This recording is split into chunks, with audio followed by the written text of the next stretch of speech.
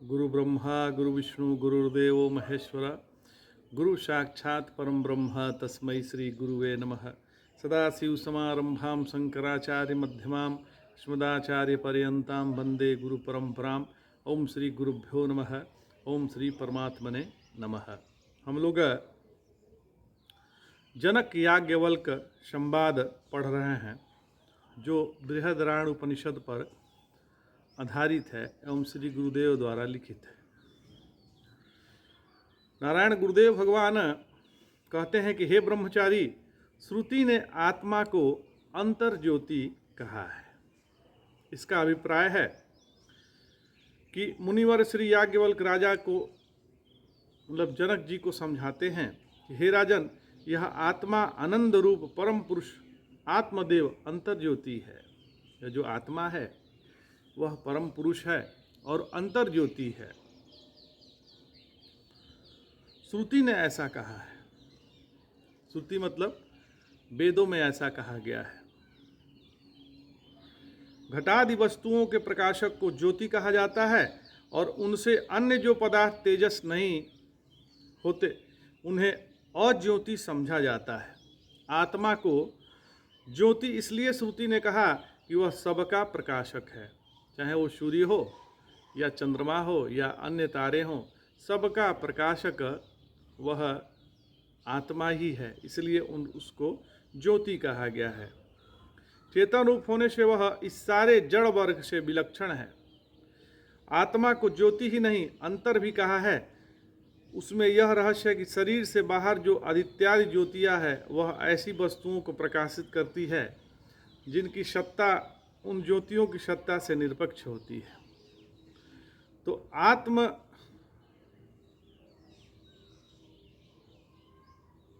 रूप ज्योति ऐसा नहीं, वह सभी विवर्तोपादान का अधिष्ठान है, अतः सभी के भीतर है, सभी के भीतर वह स्थित है, या यूँ कहिए कि सभी उसके भीतर स्थित है। वह जिसे प्रकाशित करता है कि उसकी सत्ता आत्मसत्ता ही अपेक्षा से ही होती है। अन्य प्रकाश से बाहर रहकर उसे प्रकाशित करता है, जबकि आत्म प्रकाश प्रकाशियों के भीतर रहकर उन्हें प्रकाशित करता है। वह भाव है। अधिष्ठान को अध्यस्त के भीतर इसलिए कहते हैं कि उपादान होता है, अनुष्यत होता है। घटना ही नहीं, आत्मरूप ज्योति न केवल अन्यों को वरन खुद को भी प्रकाशित करती है, जबकि अन्य ज्योतियाँ ऐसी नहीं है, क्योंकि अपनी सिद्धि के लिए उन्हें चित्त प्रकाश की जरूरत बनी रहती है। तो स्वप्रकाश होने से बाहरी ज्योति से निरपेक्ष आत्मा के मानो अंदर ही ज्योति है, इसलिए भी इसे ज्योति ही न कहकर अंतर ज्योति कहा। श्रुति ने जो आत्मा को अंतर ज्योति कहा उसका यही अभिप्राय है। इसलिए हे राजन, श्रुति ने आत्मा को पुरुष भी कहा, उसका अर्थ भी बता देते हैं। इस प्रकाशमान आत्मा को श्रुति ने पुरुष इसलिए कहा कि इस ज्योति से ही चराचर जगत पूरा है। मरकत मणि की परीक्षा बताई जाती है कि शुद्ध गाय के दूध में उसे डालें तो सारा दूध मणि के रंग का दिखने लगता है। वहाँ वस्तुतः न मणि बिखरती है न दूध बिगड़ता है, केवल वैसी प्रतीति होती है। इसी तरह जगत आत्मा से ही सत्ता स्फूर्ति वाला भास रहा है। जो ये सत्ता दिखाई दे रही है वह आत्मा के चलते ही दिखाई दे रही है, भास रही है। भले ही वास्तव में आत्मा जगत का संबंध न हो, पर संसार में सर्वत्र सत्ता स्फूर्ति मिलती है, अतः वह आत्मा से ही पूर्ण हो रहा है। यो आत्मा इसलिए पुरुष है कि जैसे पक्षी घोंसले बनाकर उनमें रहते हैं, वैसे ही आत्मा स्थावर जांगम नाना प्रकार के पूर्व अर्थात शरीर बनाकर उसमें अध्यास रूप से संबंध से निवास करता है, उसमें प्रतिष्ठित है। हे सौम्य, आगे मुनि कहते हैं कि हे राजन, श्रुति यह भी कहती है कि आत्मा समान रहते हुए भी दोनों लोकों में संचरण करता है। वह मानो ध्यान करता है, मानो लीला करता है। वह स्वप्नावस्था पाकर उस जागृत लोक से परे हो जाता है। शरीरादि ही मृत्यु के रूप हैं, क्योंकि ये ही इसे निरूपित करते हैं। सपने में पहुँचने पर आत्मा जागृत के इन मृत्यु रूपों में भी बच जाता है।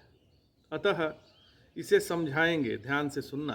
हे राजन, विज्ञान में आदि रूप से जिसका वर्णन किया वह पुरुष अद्वितीय रहते हुए ही स्वप्न और जागृत में एक रूप रहकर जैसे सुख दुख भोगता है, वैसे ही इस लोक और परलोक में भी भोगता है।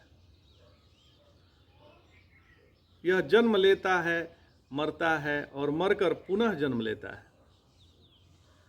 रेहट किसान के खेत में पानी पटाने का जो साधन है, रेहट का जो काम है, चलता रहता है, वह हमेशा चलता रहता है। कर्म में फांस कर यह आत्मा बार बार अनेक शरीर ग्रहण करता रहता है। वह छोड़ता है फिर पकड़ता है, तो है यह ईश्वर, लेकिन अज्ञानवश यह संसरण करता रहता है। यद्यपि यह पुरुष पूर्ण है, न आता है न कहीं जाता है, न करता है न भोगता है, सभी विकारों से रहित है, तथापि इस आत्मा को क्योंकि अपने सत्य स्वरूप का ज्ञान है, इसलिए वह यह अंतःकरण से स्वयं को एक में एक समझ लेता है, जिससे इस फलों रहित कर्मों की प्राप्ति हो जाती है। अर्थात मनुष्य मनोध्यास द्वारा कृतित्व ध्यास और उसे भोक्तित्व ध्यास हो जाता है। आकाश वस्तुतः कभी गर्म नहीं होता, लेकिन गर्म पानी में मौजूद आकाश लगता है, मानो गर्म हो, ऐसा महसूस होता है। ऐसे ही यह आत्मा वास्तव में परमेश्वर है, लेकिन अविद्या के अभाव से इसे बुद्धि से तदात्माध्यास कर लिया है, जिसके कारण वह कर्मों का कर्ता, उनके फलों का भोक्ता बनता रहता है। यह इसी से सिद्ध है कि बुद्धि ध्यान करती है तथा आत्मा ध्यान करता हुआ सा लगता है। लगता है कि आत्मा ध्यान कर रहा, लेकिन बुद्धि ध्यान करती है। और वह चंचल होती है तो वो भी चंचल हुआ सा दिखाई पड़ता है। जैसे कामनी का अनुसरण करता हुआ कामुक उसके बैठने पर बैठता है, वह चल देती है तो चलता है, इसी तरह बुद्धि पर मुग्ध आत्मा बुद्धि का अनुसरण करता है। तो हे राजन, बुद्धि से एक मेक हुआ यह स्वप्रकाश आत्मदेव जब स्वप्न अर्थात तेजस नाम वाला हो जाता है, तब स्वयं द्वारा निर्मित इंद्रजाल तुल्य विविध सपने देखता है। उस समय वह बिना मुश्किल के इस जागृत अवस्था वाले संसार को लांघ जाता है, और कोई महाराज जो नाव द्वारा अत्यंत गहरी नदी पार कर लिया हो, नाव की जगह वहाँ बुद्धि ही है।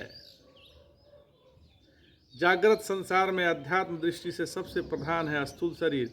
ग्रह अतिग्रह कहलाने वाले इंद्रिय और विषय भी जागृत संसार को घोर बनाए हुए हैं।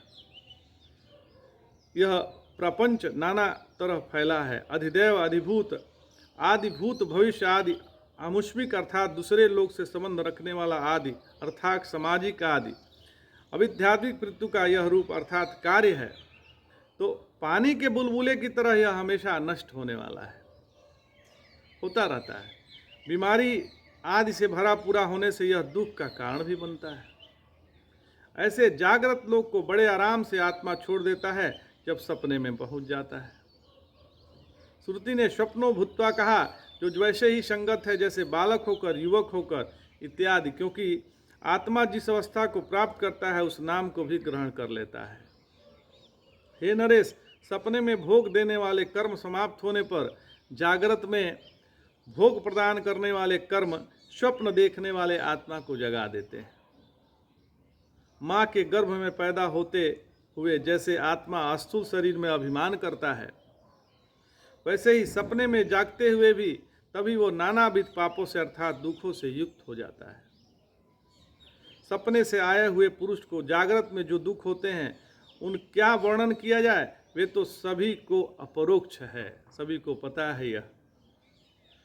तो महाराज, देश के भागने की तरफ प्रकृति समाधि का अध्यास भूमि को रण समझ सकते हैं, वही रहकर दुख से बचने की जगह है। देखिए, यह आत्मा जब अपने को शरीर मानता है तो दुख भोगता है।